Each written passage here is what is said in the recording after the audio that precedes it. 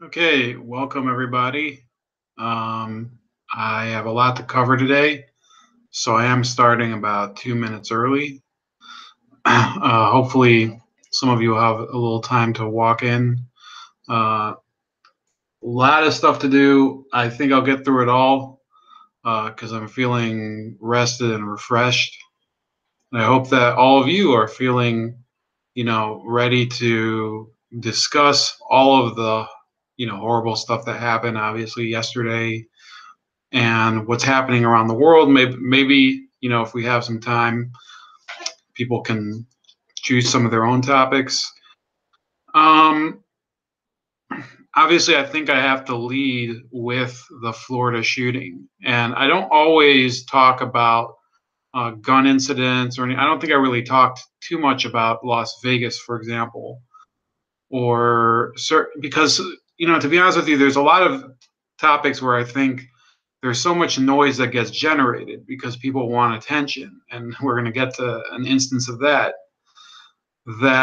it becomes impossible for me to give you an opinion that I think includes all the details that I need to know without being afraid that I'm going to give you bullshit that ends up being debunked. And I let's be honest, sometimes I do think that I voice certain details that are incorrect, and I try to fix it when I can.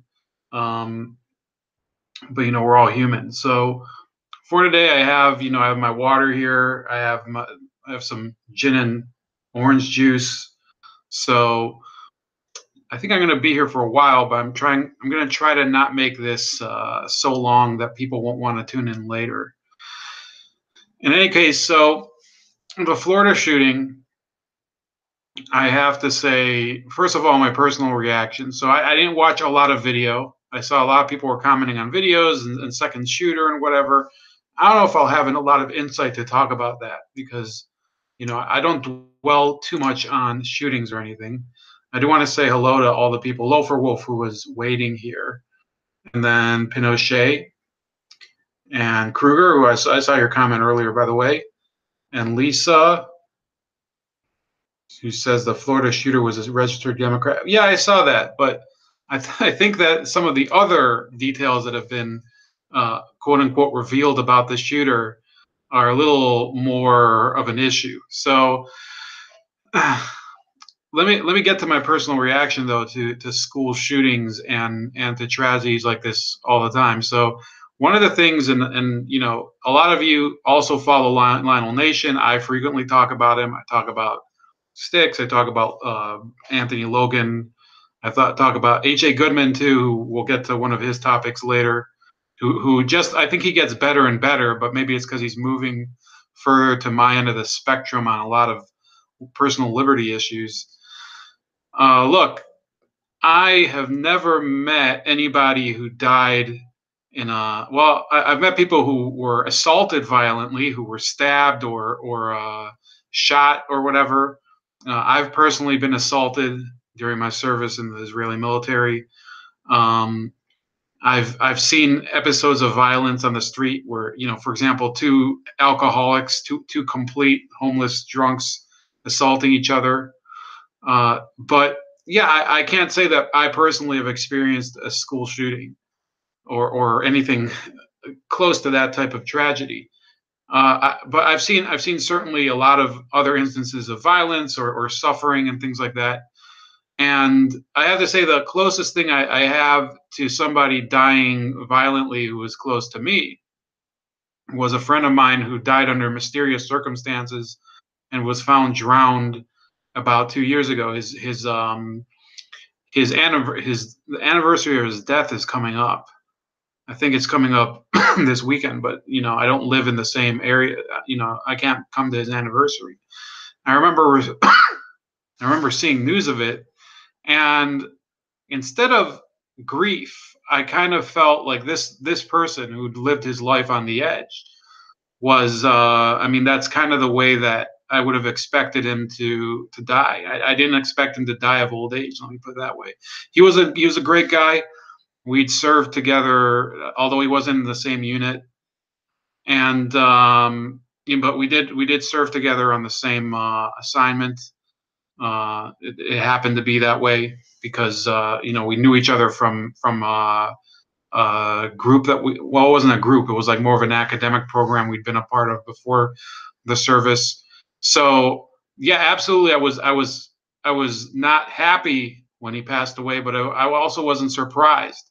So it doesn't come near to the degree of grief that these people experienced. And if you're talking about personal grief, yeah, I had the worst experience of personal grief that I had was, of course, my mom passing away about, well, it's now 5 years, but that was a slow motion grief. That was somebody who went through, the full range of cancer, of ovarian cancer in that case. And for me, the news of her, well, it wasn't news. I mean, I was there when she passed away. That wasn't the part of grief. The part of grief was watching her waste away. And so I think it's very superficial when people put, and I'm not telling you not what to feel, but when people put up their statements, our thoughts and prayers or whatever, it's a very superficial way of dealing with it. And sometimes I think it's better for people to say as little as possible, or to maybe reflect on it in a more detached way, because unless there's people who are capable of being empathic, but I'm not. I see people dying or whatever. I have to say there's something messed up about my thinking, because when I see animals suffering, when I see pictures of, there was a friend of mine who posted earlier a picture, a video of a dog who had eaten broken glass. Somebody had fed him broken glass in Morocco. Yeah, that affects me, because for some reason I don't. It's a bizarre situation. I don't know if anybody has the same experience, but that's me. Um,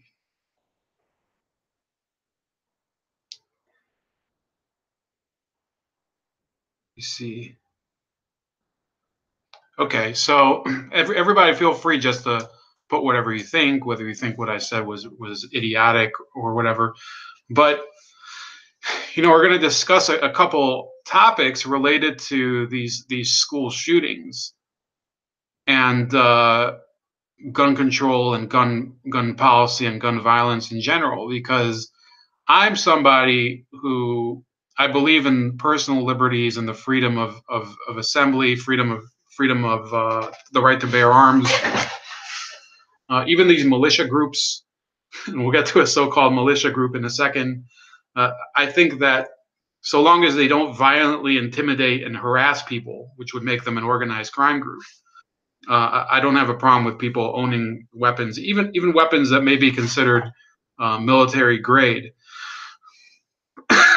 so long as they're not causing property damage or harming people directly, or they're using them recklessly, or they're abusing people or animals with them.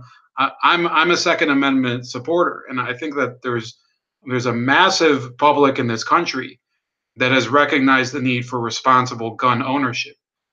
And then there's another demographic that they're reckless gun owners or criminal gun owners. Nobody talks about the criminal gun owning demographic, and I've gone over it several times that in Cook County in Illinois, for example, where Chicago is, illegal gun crimes are hardly ever prosecuted. It's actually it's the you actually have a better chance of surviving a criminal gun charge in Chicago or St. Louis or one of these cities than you are of surviving a game of Russian roulette.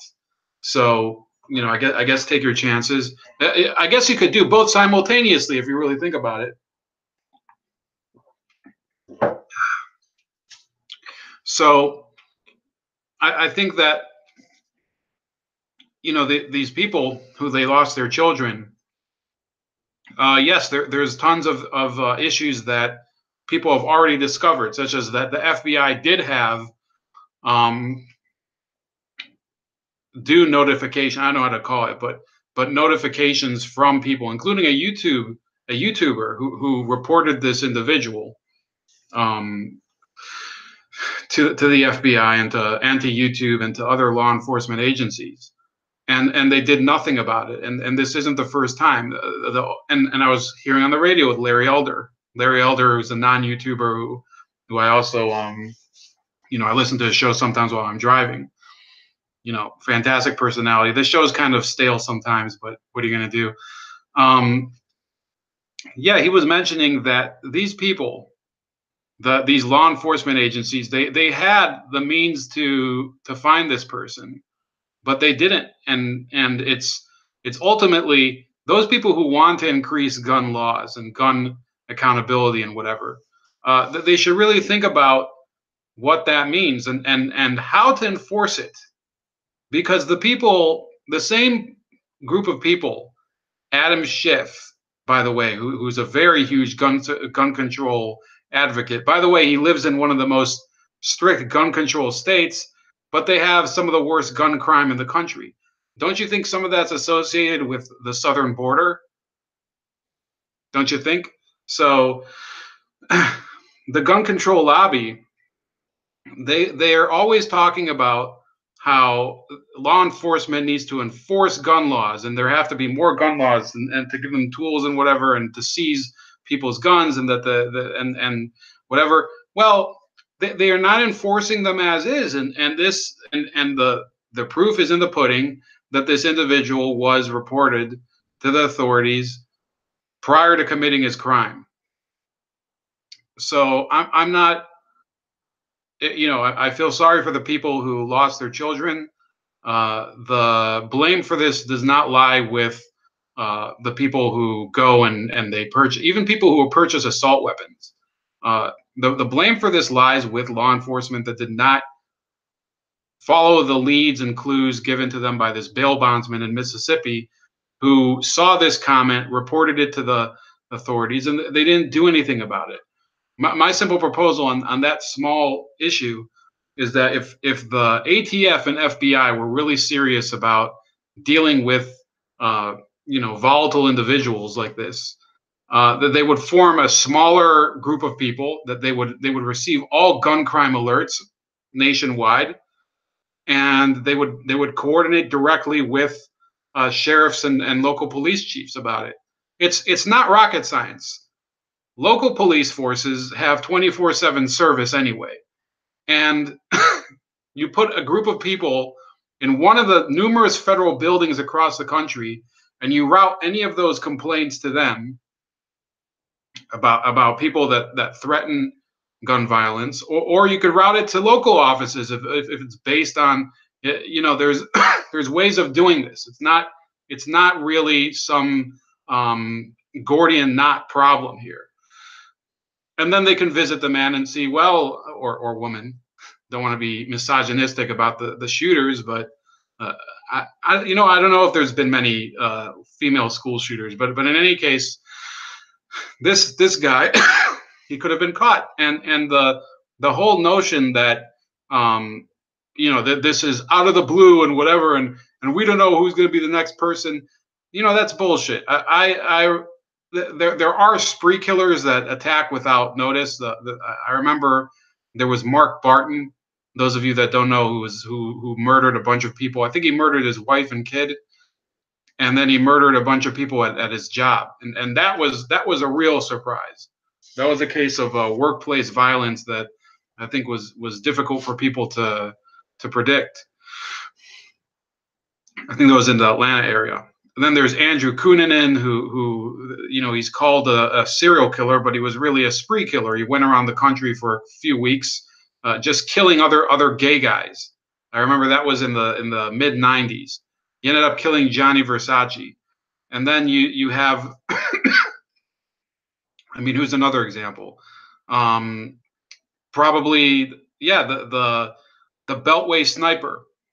And the Beltway snipers, plural, who were these two people who, there were indications of instability and I think abuse on the part of John Allen Muhammad, who was the primary guy. But the profile for that killer was also wrong, at least by the media. I don't remember how the police dealt with it, but they believed that this would be, a white male with military experience. It turned out to have been, a black Muslim.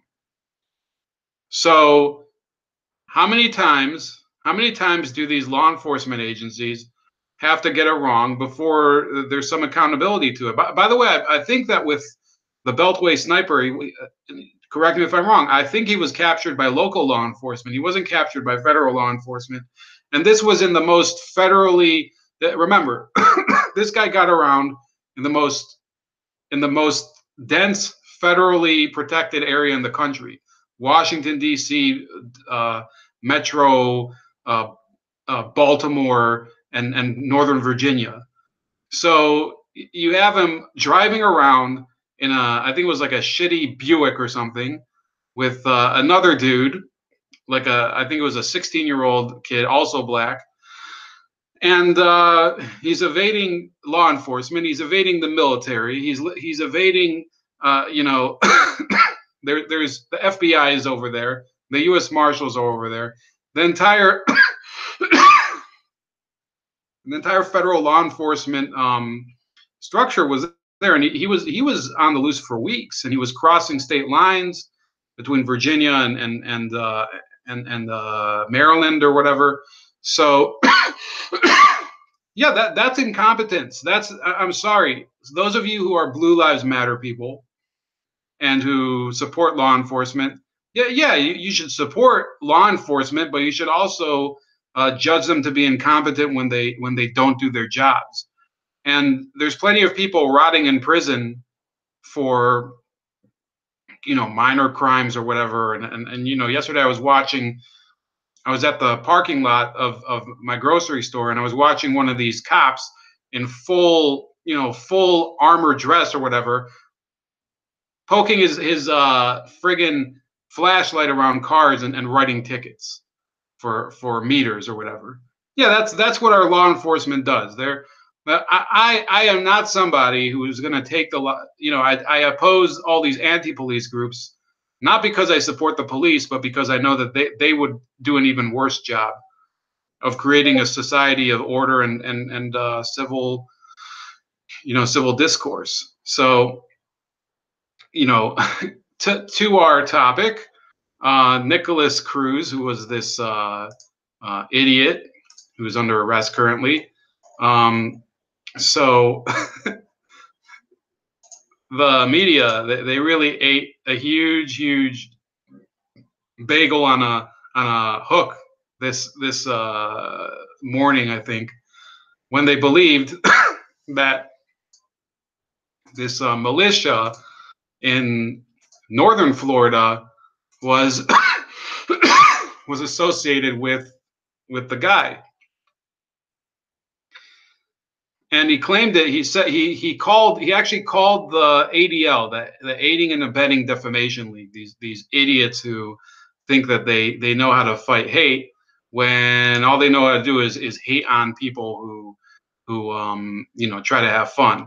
That the ADL has never prevented anything important, harmful and important in history. They're probably the biggest waste of donor money that there is. So hours after news outlets around the country reported Cruz's alleged ties, Leon County Sheriff's Office spokesman Lieutenant Grady Jordan told the Tallahassee Democrat, I don't think that it's not affiliated with the party, but a lot of newspapers in the South are still called the Democrat because of past affiliations, told the Tallahassee Democrat investigative work did not yield any connections. We are still doing some work, but we have no known ties between the ROF, the Republic of Florida, Jordan Jareb, or the Broward shooter. Jordan and other law enforcement sources declined to confirm whether they had spoken to Jareb, who is no stranger to Tallahassee law enforcement. Cruz entered Marjorie Stoneman Douglas High School Wednesday, investigators say, with an AR-15 and an open fire, killing 17 people and injuring 14. He faces 17 counts of premeditated murder. Jareb said Cruz was a member of the group and had participated in military training drills in Tallahassee. In a brief phone call at the Tallahassee Democrat, Jareb said there was no way to put a good spin on all of this. This is a negative situation, he had before hanging up to speak with ABC News. Jerb did not answer repeated phone calls following law enforcement officials saying they found little to lead them to believe Cruz was connected to the organization, which has a scant following of around a dozen members. In a profanity-laced post hours later on a social media site, an account bearing Jerb's name said the whole thing was a legit misunderstanding, saying they have more than one member named Nicholas. He also said he had not slept for like 2 days. Well, the shooting occurred yesterday, so he must have been panicking before it, if that's a case. Jerb, a self-described right-wing extremist nut, faced charges in 2016 after threatening a high-ranking staff member of Governor Rick Scott's office. Jerb is known to ride a bike through neighborhoods wearing paramilitary garb and stand on the side of the road with an ROF flag. He has filmed numerous run-ins with law enforcement in Tallahassee, in which he consistently tells officers when he stopped, "I'm a free man traveling the land." So then you had the Southern Poverty Law Center talking about the Republic of Florida militia,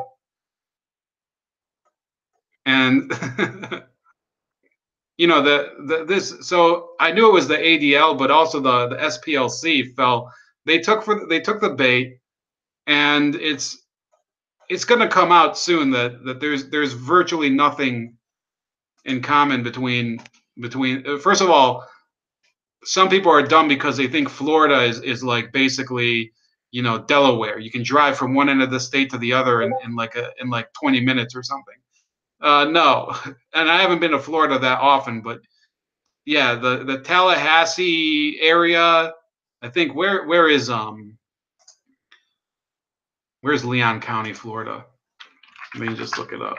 I think it's in.